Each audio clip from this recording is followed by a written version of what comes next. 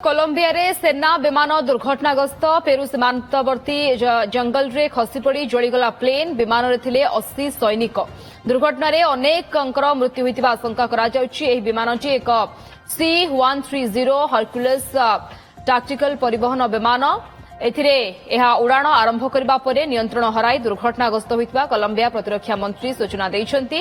विमानटी एक जंगल रे पड़ी संपूर्ण जळि जाइछि। जंगल भितरे दुर्घटना घटिथिबारु उद्धार कार्य समस्या देखा दैछि। उद्धारकारी दल घटनास्थल रे पहुंची रेस्क्यू ऑपरेशन रे नियोजित होइछन्ति। तेबे केउ कारणरू दुर्घटना घटिला ता स्पष्ट कारण जणा पड़े नाही।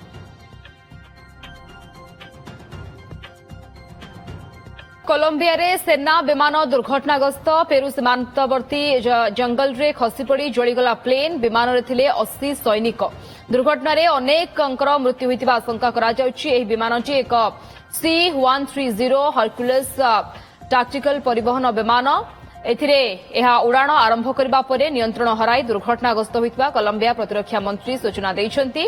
विमानटी एक जंगल रे पड़ी संपूर्ण जळि जाइछि। जंगल भितरे दुर्घटना घटिथिबारु उद्धार कार्य समस्या देखा दैछि। उद्धारकारी दल घटनास्थल रे पहुंची रेस्क्यू ऑपरेशन रे नियोजित होइछन्ति।